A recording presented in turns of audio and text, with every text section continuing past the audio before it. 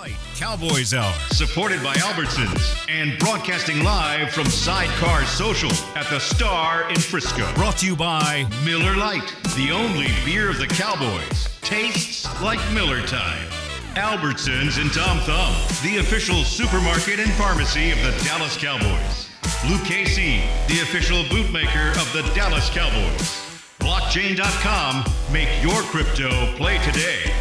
Buffalo Wild Wings. If it's game day, Buffalo Wild Wings is the place to be. Altec Lansing. Just listen with Altec Lansing, perfecting sound since 1927. And by Omni. Omni Hotels and Resorts, the official hotel of the Dallas Cowboys. It's Victory Monday! now your hosts, Nicole Hutchison and Brad Sham. It's Victory Monday. That's what they all said. And that's right. Welcome, everybody, to the Cowboys Hour. Thank you for joining us after a really inspiring Cowboys win in the middle of the freaking night, for crying out loud. We'll talk more about that, but what a thrilling way to win the game. We really appreciate all of you who have come to join us here at Sidecar Social at the Star District in Frisco. We thank you for joining us wherever you are on the Dallas Cowboys Radio Network and where and whenever streaming on DallasCowboys.com. Nice to have you with us.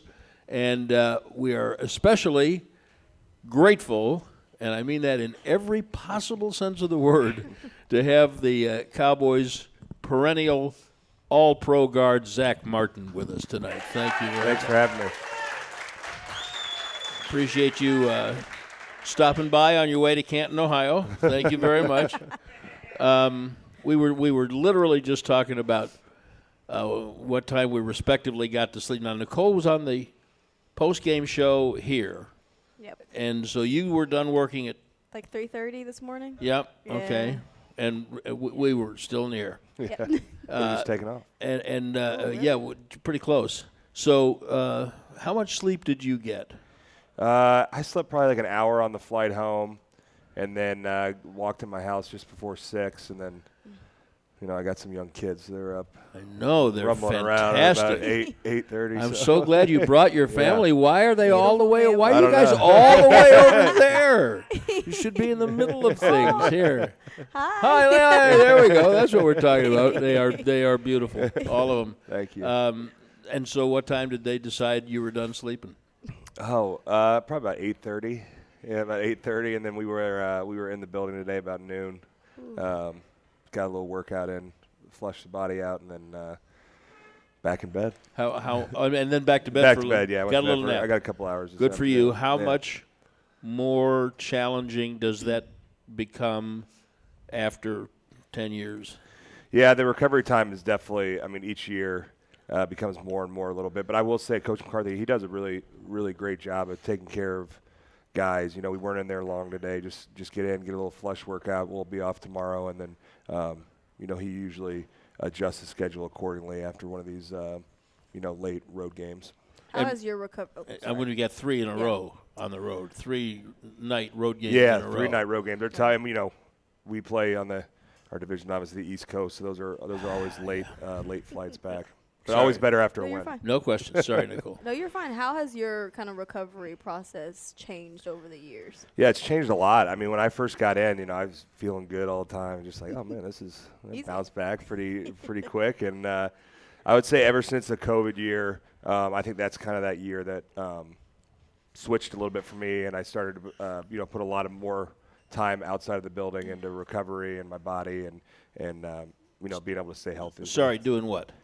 Well, I've got PTs that I go see. I get massages and How often?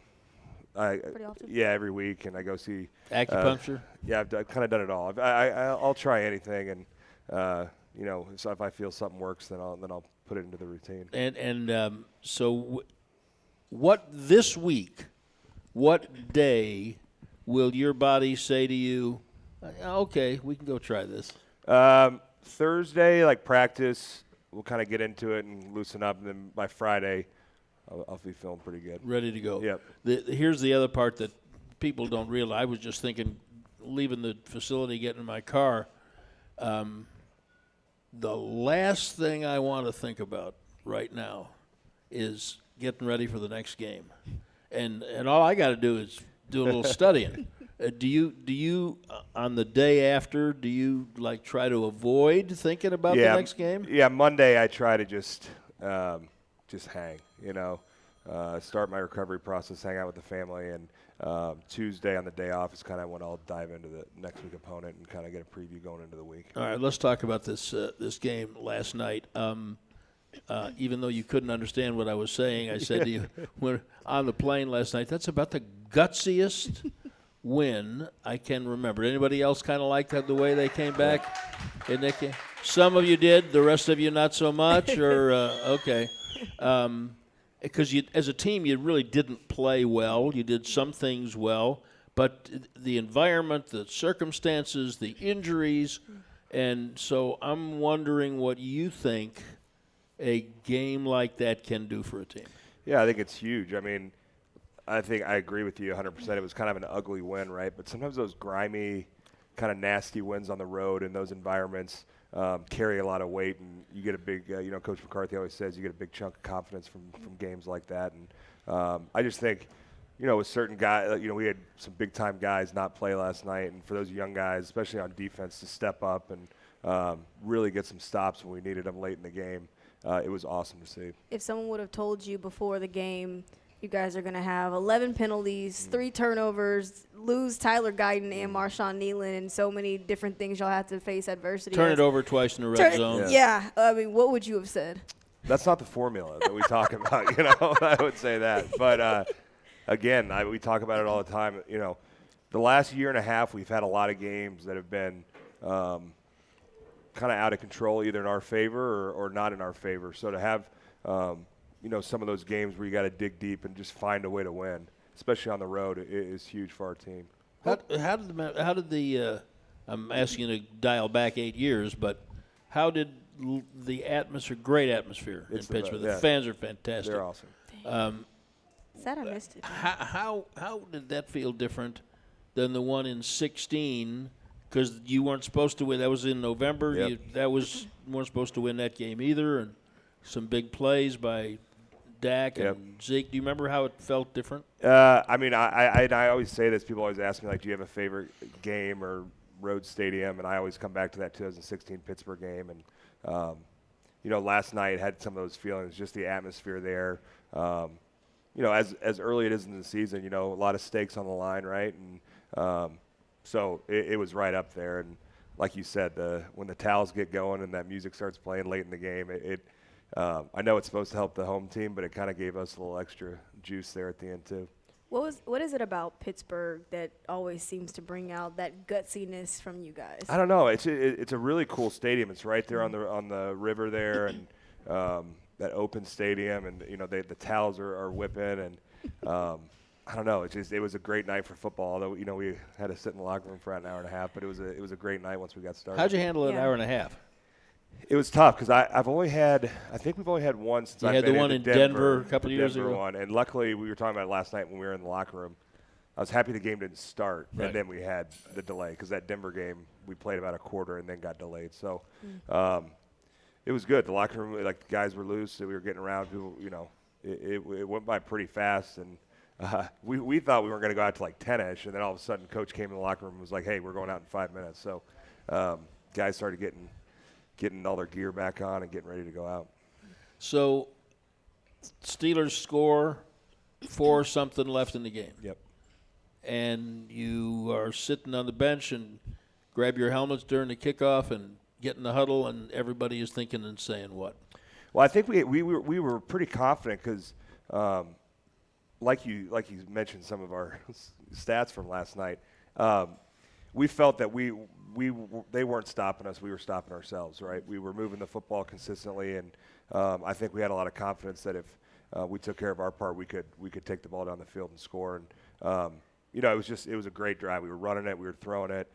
Different guys were making plays, and all the way down to the last snap of the night. What did you think about the run game finally coming together? Yeah, it was great. Yeah. It was great, and that's something we emphasized all week. And credit to the coaches for sticking with it. Sometimes the run game, it's not always you're hitting big runs every time you hand the ball off. It's kind of a culmination of the whole game, and I think late in the game we kind of felt it that we maybe had a little bit of edge and had a little bit more in the tank, and Coach did a great job of calling those runs. That's interesting.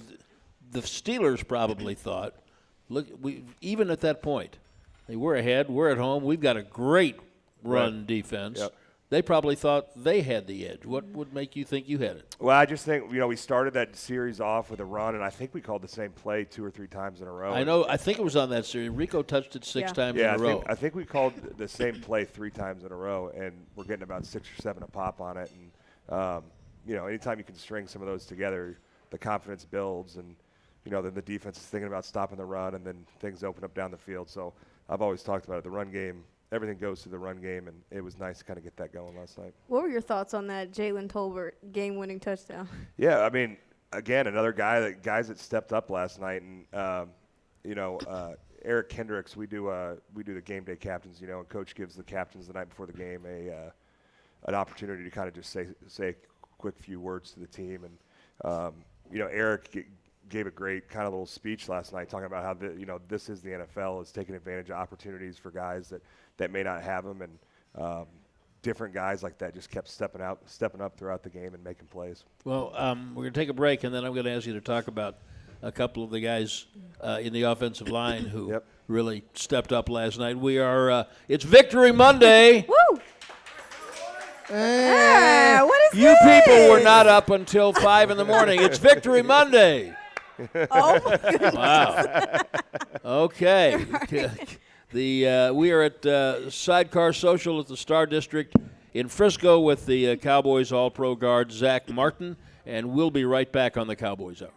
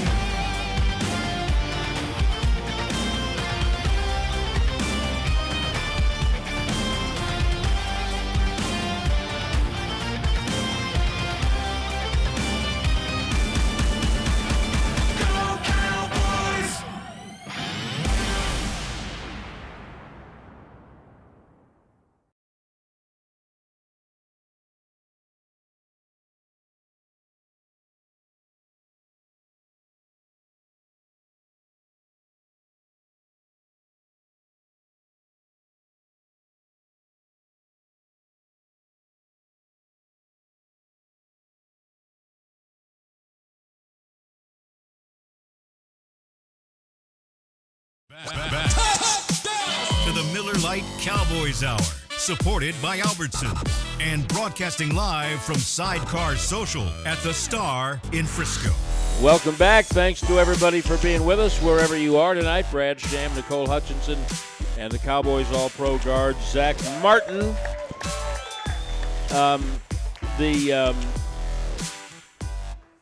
You said something a minute ago that I didn't want to let go about the confidence that a game like this can give your team, but you then also said it could have been a tenuous point, could go the other way. So why? This is an odd year coming in anyway. You know, there was so much change and upheaval and blah, blah, blah. Why, if this is the case, is the potential boost you get from a win potentially greater than or less than what might have crept into your heads had you not won the game? Yeah, I think so much of this league, it's an emotional league. I mean, there's a ton of talent in this league, but you grab confidence and from different situations like that, and I don't know how to put it, but when you go into on the road into a place like that, and different guys are stepping up and making plays, it just for whatever reason gives you more confidence as you go on. And obviously we've got to be better at home, and we've got a big one this week, but we've showed some grit and some toughness on the road and some ugly road ones this year. And so this team you're playing this week is a completely different team than the one you played last night. Yep. Much different, much better offense, and so that's challenges all around. So if it wouldn't be the greatest shame in the world if they won the game. They're playing for a lot too. If that happens, does what happened good last night, you can tap back into that? Then you'll have the bye, but then you can tap back into that pretty quick? Yeah, I think so. I mean, listen, everyone is good in this league, and a lot of it, and that's why I think Coach McCarthy, I'm sure he talks about it in his press conferences, but we talk so much about he says it all the time, chunks of confidence, right? There's different situations, different games where you can take from that and use it as you go forward. So I know for us last night, especially after a couple weeks that weren't so good, to go in there and just find a way to win. Because as you know, every win counts the same. Oh yes, they do. Yes, they do. There's no ugly ones. All right, let's talk about a couple of the young people in your position group. Tough to lose Tyler Guyton. Boom, Tyler Smith, never mind, you're a tackle now. Yeah. And I know he's been taking some reps, but I mean, he's just a stud.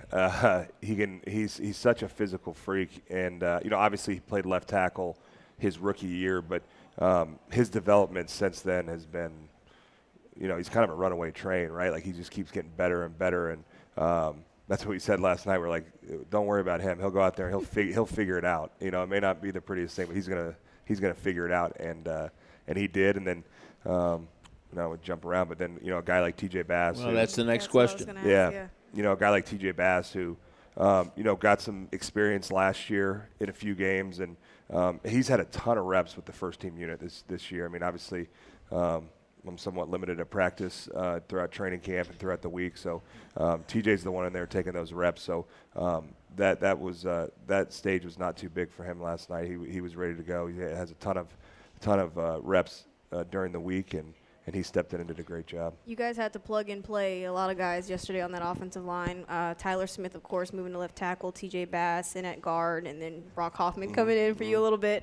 Just what does that say about the ability for you guys to already have that next man up mentality? Yeah, we have a deep offensive line room, and we've got other guys that are ready to step up and play, and that's hats off to Coach Solari and his development of young players, and really those guys prepare in the right way to be, when their number's called, they don't blink, they get in there and just do their job. But by the way, just so people understand, Nicole brought up Brock Hoffman because they carted you off, and Babe Laufenberg said when they put you on the cart, and we kind of could tell that you were cramping up, and Babe said, oh, he's going in for an IV, and he said, by the way, if anybody thinks they know what a cramp is, trust me, your whole body locks up. Yeah. How do you describe Well, you were feeling? I've cramped before. I've never cramped in a game. It was kind of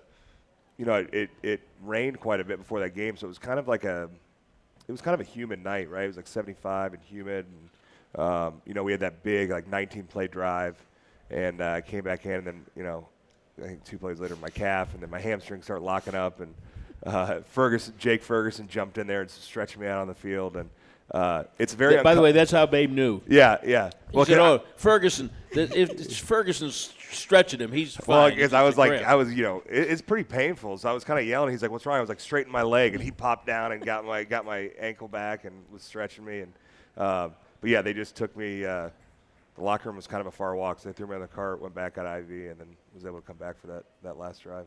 And did you know that Brock had gotten a penalty? No, I didn't until I came to the sideline. Yeah, no, he was pretty upset with himself about that. But there's a saltiness to Brock. Oh, very much great, so. Yes. Great for an offensive lineman. Very great. Yes, very good. Yeah. But he's an emotional guy, and if you get in his face, he's not gonna let that happen. Rico Dowdle's kind of faced a lot of adversity and battled with injuries, but this year's kind of honestly the first year he's been healthy. Have you seen his growth over the last couple of weeks as far as his confidence?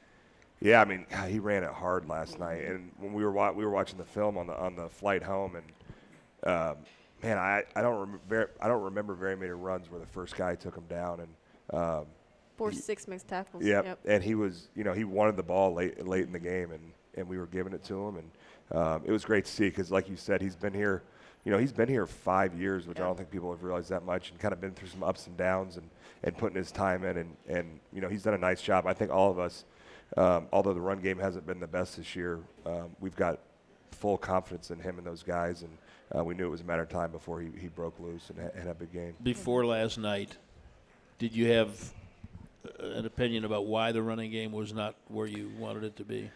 Well, we had a couple games there with, we're kind of in 2 minute the whole game, and it wasn't great. And then it's tough. When you got guys like CD and Dak and all those guys, and the run game's not working, it's easy to dial those guys up. And so I think we got to give the confidence to the coaches that we can keep coming back to the run game and it can keep being productive for us. And hats off to them for sticking with it last night. And really when we needed it most, I thought our guys came out and played their best football in that last drive. Yeah. One more thing about the end of the game. You're blocking, play is called. When did you know the ball was out?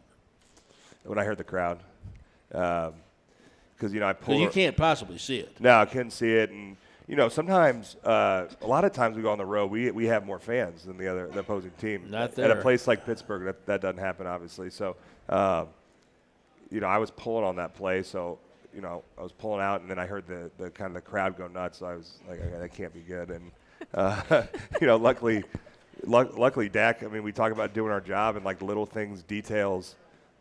The quarterback's job on the goal line is to follow the ball in case something like that happens, and Dak was right on it, and luckily he got on it, and we were able to make a play a couple plays later. But yeah, not the best feeling when you're sitting second goal from the half-yard line, and you're kind of thinking like, oh, we got this one, and then all of a sudden it's 4th and 4 from the 4. and this is going to sound like I am linking these thoughts. I promise I'm not. But do you ever get a play called and think to yourself, why in the hell are we doing that? I mean, yeah, sure, why not? But absolutely. But sometimes it works out, and but no, like that was the call. We repped that play all week, and the guy jumped over and made a heck of a play, and luckily Dak was there to land on it. And you kind of have an idea. You rep these different situations throughout the week so much. Your openers, your red zone, your goal line. So you kind of know the plays that are going to be called. Like when we were down those last 2 plays, the 3rd and 4th down, we probably could have called the plays because those are the plays we rep, and those are the plays the coaches are going to go to on their call sheet. So those last 2 plays, we knew those were getting dialed up. Do you ever express that to Dak maybe, or no, you're just kind of like, I'll let you. Yeah, I mean, you got to have confidence in the process and the coaches, and we made a play when we needed. See, I love the little smile on his face because part of what I think you're thinking is I don't want him telling me how I should block a guy. Sometimes I would run it every play if I could. So, One more thing about this. We'll take another break. The way your quarterback is in the huddle, he's one of the all-time best. And you remember when you went to camp and he was battling to be the third-string quarterback and didn't look like he was going to make it for the first couple weeks, and then 2 injuries happen and you come back from training camp and he's in charge of the huddle. And I remember talking to you and Travis and some other guys about how he was in the huddle then, and everybody said it's unbelievable. The guy's just completely in charge. How's he grown? I mean, he just got he's so confident in himself and the guys around him, and not a cockiness at all. Just he's just confident, and he that permeates throughout the entire huddle. I mean, when we get out there to start the drive, and there's 5 minutes or whatever, and you can just see it in his eyes. There's no panic at all, and man, that's contagious in the huddle. All right, we're going to take another break, and back with more in a moment with the Cowboys All-Pro guard Zack Martin. And this segment is brought to you by Albertsons. When it comes time to shop for tailgate favorites, go to Albertsons and Tom Thumb. Get 10% off your groceries every Dallas Cowboys game day when you wear your Cowboys jersey. Albertsons and Tom Thumb, the official supermarket and pharmacy of the Dallas Cowboys. We're at Sidecar Social in the Star District in Frisco, and we'll be right back.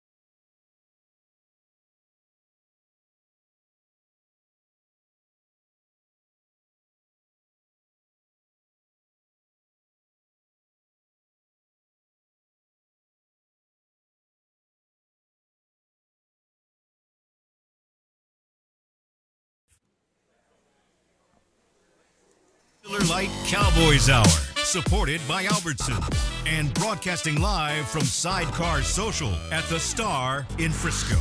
Welcome back. Zack Martin is our special guest, the Cowboys All-Pro guard. I'm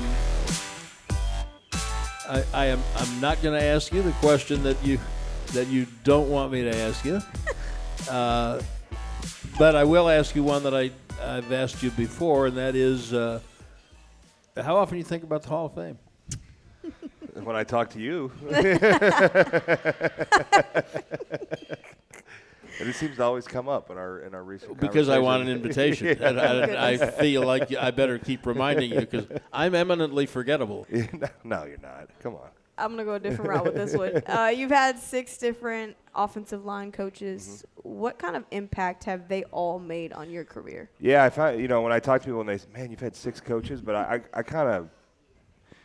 think I'm pretty fortunate to have different coaches. And my line coach in college was also an NFL guy. So who's that? Harry Heastan. No, yeah, he was in Chicago and then came to Notre Dame my last 2 years there. But the offensive line world, there's a lot of different philosophies and ways to block people, and I've kind of seen it all. I think I've kind of been under pretty much every offensive line tree and techniques. And the nice thing about playing for so many people, I definitely have my core belief in what I believe an offensive line technique should be. But I think I've pulled, I've been able to pull different things from all 6 of those coaches, and still kind of use certain things in my game. And so I find myself pretty lucky to kind of have different perspectives of the offensive line world, just because it is just such an interesting position. What have you pulled from Mike Solari? Man, his gosh, the guy's got some energy, and just his attitude every day. I mean, he's almost 70 years old, and the guy's got more. I've never seen him drink a cup of coffee. He's got so much energy in the room. And him more than any line coach maybe that I've had in the NFL is his consistent message and how much he harps on kind of the same thing. He does a great job of almost like speaking things into existence, right? We talk about the techniques so much, and obviously we're repping them, but just the constant consistency of his message, it really rubs off on guys, and it shows up on the tape. When you talk, go ahead. Go ahead. You're fine. He's been here a minute.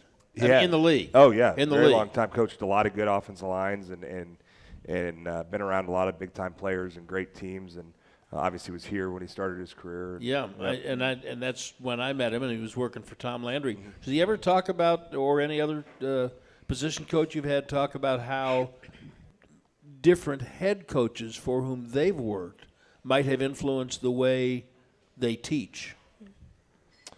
Not really. I mean, I don't think a specific example pops up. Again, like the offensive line world is it's called the Mushroom Society for a reason. Can I tell you something? One of my most prized possessions, the great Hudson Houck. Oh yeah. We could add him. It's 7. We had him for about. And he stuck around. He stuck around because he knew they were going to draft Tyron, and he wanted to coach Tyron because he'd coached Jackie Slater with the Rams.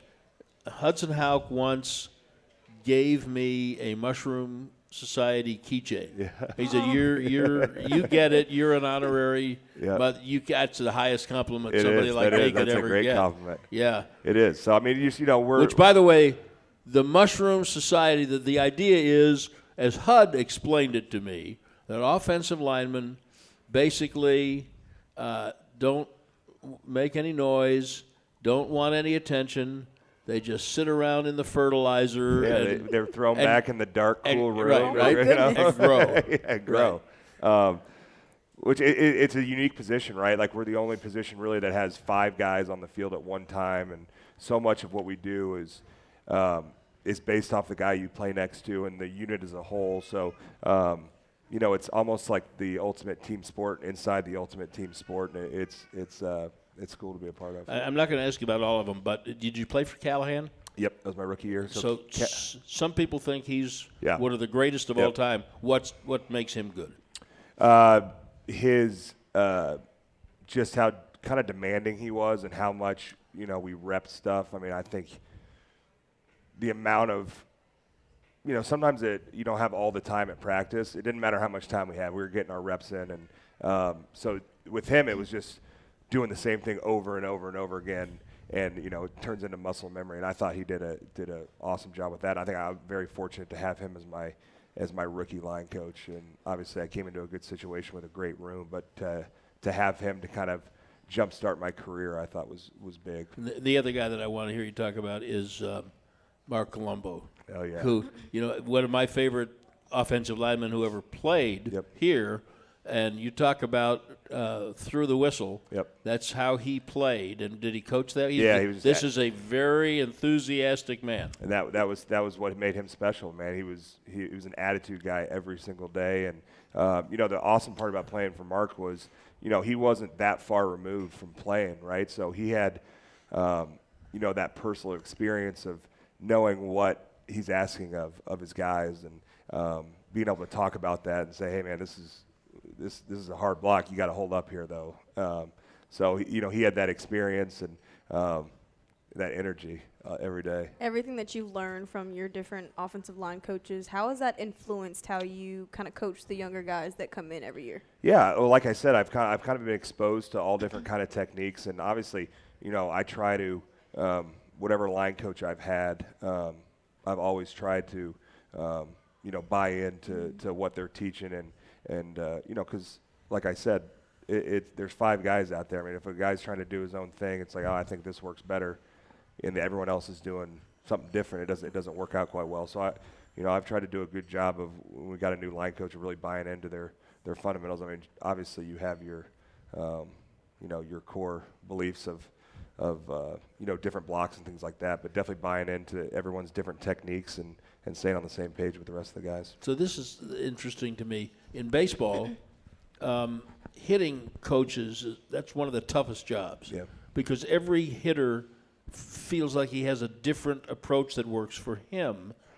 What the hitting coach has to do is use whatever his core principles are to find a way to let the hitter be who he wants to be within the framework of the core principles. Yep. Is it the same with offensive line play? I think 100%, because everyone's different, right? Like, we always laugh when coaches pull up, like, film a Tyron to try to trip the tackles. It's like, can we get someone else on the film? Like, no one else can do that, right? So everyone is different, how they move, their stance. Some guys can't get their footwork exactly like a coach wants. So there's little things you have to tweak to get on the same page as everyone else. But, sometimes it is hard when you do watch certain guys on tape, because it's like Tyler Smith's a great example. Like, I wouldn't show Tyler Smith's tape to young lineman because the guy is such a freak. I mean, he does things that are just incredible on the field that, like, if I try to do those things, it wouldn't work out so well. So you have to kind of tinker with your personnel. But like you said, every line coach has their core fundamentals that they believe in, and those are the things that we want to make sure all the guys are on the same page with. You're a 9-time Pro Bowler, and you have fewer holding penalties than Pro Bowls. Applaud that, please. Yeah. Applaud that.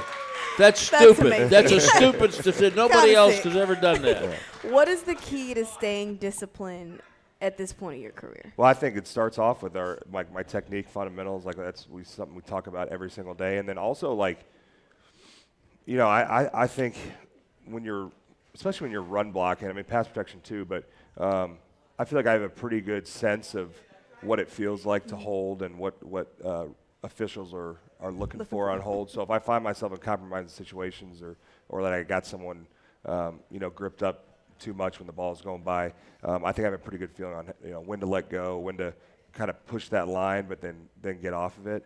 And it's something, it's a harder thing to learn, right? I mean, it takes some time to get that down, and but it's something that it definitely has come throughout my career. It didn't just start off that way. So when you come in the league, whether you're a first-round draft choice or a rookie free agent, TJ Bass looks like he's going to have a great career. Yep. But you're young and strong, and you're going to live forever, and you can do everything, and you can do it whenever you want. Yeah. I don't think I'm going to insult you if I suggest that everyone reaches a stage in their career where you say, I don't know how many more of these I'm going to do. And so when you're as far into a career as you are, do you find yourself consciously forcing yourself to stop and be in the moment and absorb, like Pittsburgh's a great example, but even AT&T Stadium, when something's going good, when the locker room's good, when the flight home is great, do you find yourself consciously saying, "Oh, hold on to this because this isn't going to be here forever"? I mean, I had it last night. I mean, and that's something that like you hear former players talk about all the time. They don't always remember the wins and losses in the games, but I can tell you right now, like everyone's going to remember that locker room last night after that win and the the delay and coming in and we're getting a team breakdown at 1:30 in the morning and obviously coach is from Pittsburgh, so everyone's jacked up for him after the game and those are the things that like I'm getting chills thinking about it right now. Like just there's nothing. I tell people all the time like people don't understand how good it feels to win on the road. When you're in someone else's stadium and you're in the locker room and guys are going nuts. I mean, there's not a lot of feelings like that. And Mike said something today about, and I know you've done this before, but after a win he'll go to you about it's about 15. Yeah. What is that? The time? Yeah. Oh yeah. Well, so I'll give you the backstory. So this is like I don't know. Probably. See, this is good. He understands. We need backstory. Yeah. Thank you very much. This is like maybe like 2017, 2018, and we never play noon games. Like we get like 1 or 2 a year. So there was a game we were playing Detroit at home, and it was a noon game, and I had like all my high school buddies in town. They come down for one game a year, and they were all down, and they came down for the noon game, so we get a little extra time after the game to hang, and and it was only like 3:15, and like we never get done before 8 o'clock or whatever. So whatever after that game, I just screamed, "It's only 3:15," and that's kind of stayed true throughout the last 7 or 8 years. And what did he say to you last night? He said, like, what time is it? I was like, it's 1:07. And he was like, yeah, of course, What's been your favorite locker room moment in your career? And where would you rank last night's? I don't know. I mean, I don't know if I can pull one out particular, but, like, those, like, tough road wins, there's nothing like them. I mean, obviously, yeah, if you go out there and you blow a team out, it's still great and everyone's happy. But those hard-fought wins where both sides of the ball made plays down the stretch. It was kind of ugly, but we found a way to win. I mean, those are the ones that you can just tell. It's not just the players. It's the coaches. It's the staff. Like, everyone, for how much time that everyone in that locker room pours into it on a weekly basis, to see kind of the fruits of your labor after hard. That's the payoff. That's the payoff right there. Is that feeling in the locker room? That's it. We're going to take our last break. Questions from our audience here at Sidecar Social for All-Pro Zack Martin when we come back. And Nicole. Yes, the segment Who else is bringing us this fine program? Luke Casey. Stand tall while you're tailgating or cheering in the stands with the Dallas Cowboys collection by Luke Casey. Shop the collection today at Luke Casey's 6 DFW locations or online at lukecasey.com. Luke Casey, the official boot of the Dallas Cowboys and Dallas Cowboys cheerleaders. We'll be right back.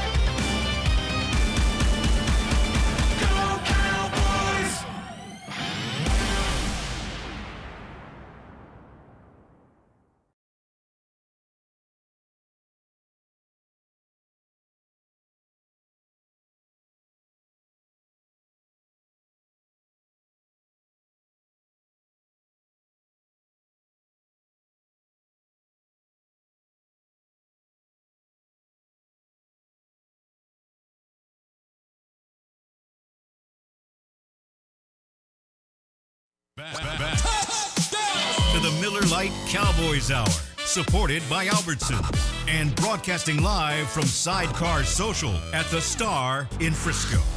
Welcome back. It's the Cowboys Hour with our very special guest, Zack Martin, the Cowboys All-Pro guard. Before we take some questions from our audience, at this stage of your life, what do you do in downtime?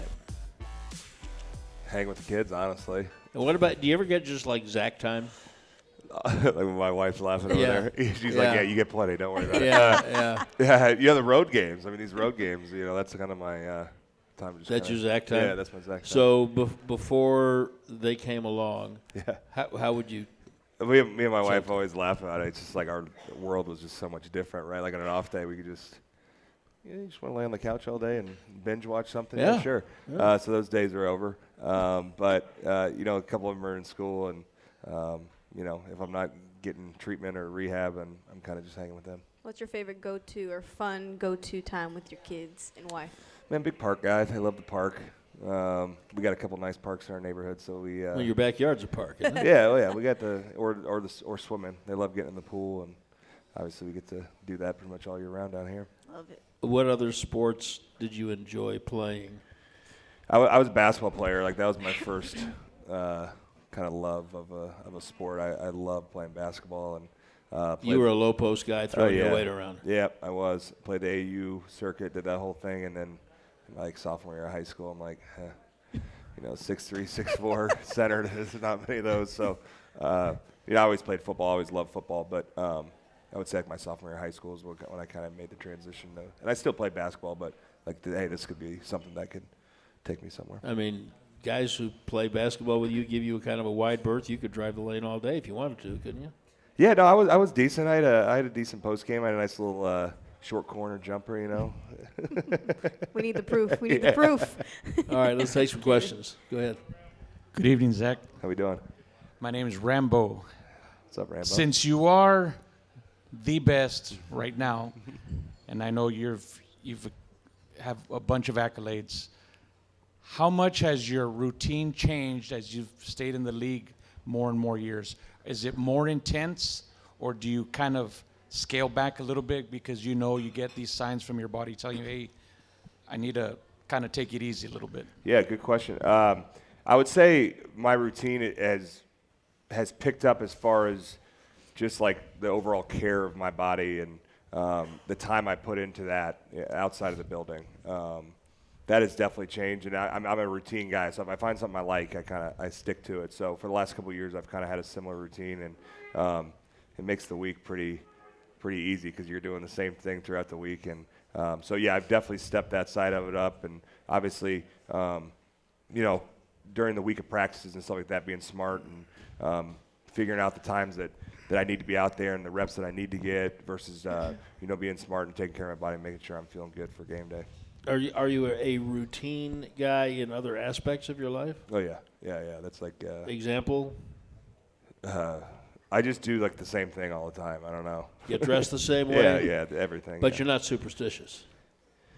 Not like hardcore superstitious, but there's certain things like I would say I do that like would probably be viewed as like superstition. Like my pregame routine is like a very like there's time slots for everything, and I've had that one for a while. And if something changes, then the whole feng shui is. Yeah, like a great example. Last week we were at New York, and we had a little late start on the bus to get to the stadium, and hit some traffic, and got there a little late, and I didn't hit the panic button, but I was kind of like, hey, this is kind of jacking with my pregame routine, but we made it work.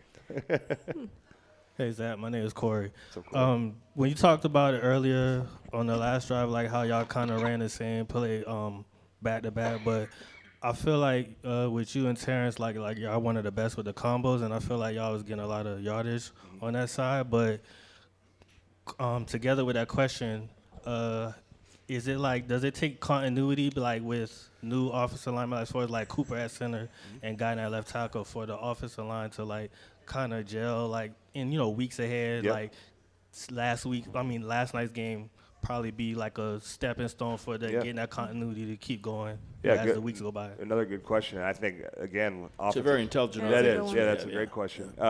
offensive line play, especially, like, right, I've talked about it tonight. 5 guys on the field. We've got to be on the same page at all times. So, yeah, you go through some growing pains with new combinations of players. And you mentioned Terrence. Like, I was thinking about it the other day. Terrence is I think he's the longest I've played with a right tackle. I think this is my 5th season with him as the right guard, right tackle. I played with Doug for 3 years and then LC for 3 years. And me and Terrence have been together for 5 years. So that definitely is a huge part of it when you have that continuity with the same guy. And I know how he's coming off. I know how I need to fit so he can do his job. And so, yeah, that's a huge part of it. So, you know, and then with young guys, it's just about getting those reps. It's all about those reps together. And, you know, BB and those guys have done a great job of, you know, starting their careers off with that. When did BB first start impressing you?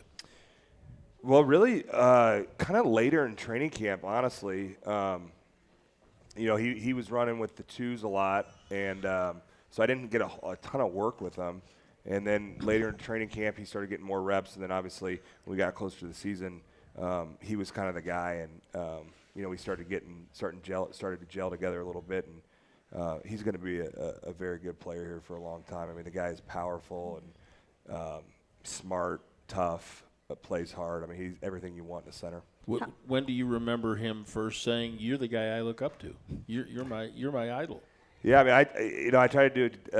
You know, when we drafted all those guys this year, try to reach out to them, and because I know sometimes it's hard for me to put myself in you know, see myself in that light or whatever. But I remember coming here and being in the locker room the first day and seeing Witten and Romo and Dez and DeMarco and all those guys and being like, holy smokes! Like, I was watching these dudes and now they're my teammates, and just how welcoming they were and how comfortable they made me feel early on. So I've tried to do that throughout my career when we've got young players, especially in our room, is, you know, we have our fun, but to make them feel comfortable and part of the unit so that, you know, when we hit the field, you know, it's seamless. How much have you appreciated the work ethic that Tyler Guyton and Cooper Beebe have kind of shown? Because I remember in training camp after practices, like, Guyton was working, and then Cooper obviously continuing to be growing at that center position. So how much have you appreciated that? I love it. And I mean, that's something that it was here before I got here, you know, Tyron and Trav and those guys kind of set Doug,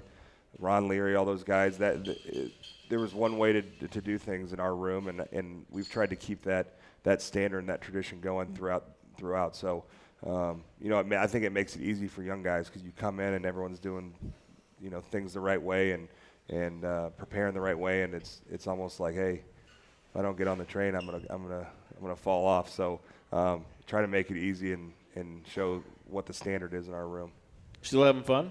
Oh yeah, I'm having a blast. I mean, again, like games like last night, it reminds you like why you still do it and why it's worth putting all that time in. So yeah. Mike McCarthy gets the game ball. Yeah. Yep. What made you guys? This was his first in his coaching career, he said. So what made you guys decide? I did say that after the game. I was like, good to get a win in Pittsburgh. And I think he said it was his first time he ever won in Pittsburgh. Yeah, since 2011, I believe. Okay. Super Bowl. But yeah, it was. I mean, he's if you know Coach McCarthy, he's as Pittsburgh as it gets. Right. I mean, the guy's got so much pride in his, which is awesome. It is awesome. But I think that's one of the things I like about Pittsburgh. That's what everyone. And I was talking to my brother-in-law this morning because he's got some buddies from Pittsburgh, and he's like, no one loves their city more than guys from Pittsburgh. And you know, he gave us. We had like our team meeting before the game, and he was giving us some history on the steel mills and kind of where he grew up, and you could tell how much like passion he had for it. This is Mike. This is Mike. Yeah. So it just made it a little extra special after the game. And was he? He's not a really emotional guy. You know, he kept it. I mean, he talks about Pittsburgh all the time, so it wasn't like you know, it wasn't like a off of his you know, his normal speeches or whatever. But there was a little extra just about Pittsburgh, and he told some stories about growing up and kind of the neighborhood he grew up in, and it was pretty cool. Did you guys like Pittsburgh?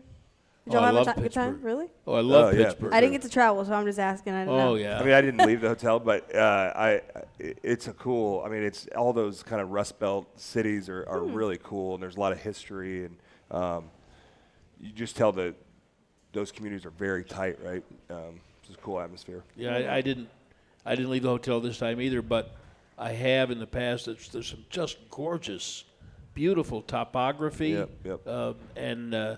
And the people are real. Yeah, they are. The people are real. And you're a Midwestern guy. Okay. Do you ever think someday I'm going to miss this? Yeah, obviously. I mean, I've put last decade plus of my life has been dedicated to this organization, and whenever that time is, it's definitely gonna be tough. All right. Well, it's not yet. Nope, it's definitely not yet. Still stuff to do. Yep. This is the All-Pro Zack Martin. Thank him for being with us. Won't you really appreciate it, especially after last night. Thank you. And we will be back next week, Nicole and I, on the Monday going into the bye after Detroit, right here at Sidecar Social on our next Cowboys Hour. This has been a production of DallasCowboys.com and the Dallas Cowboys Football Club. How about this, Cowboys?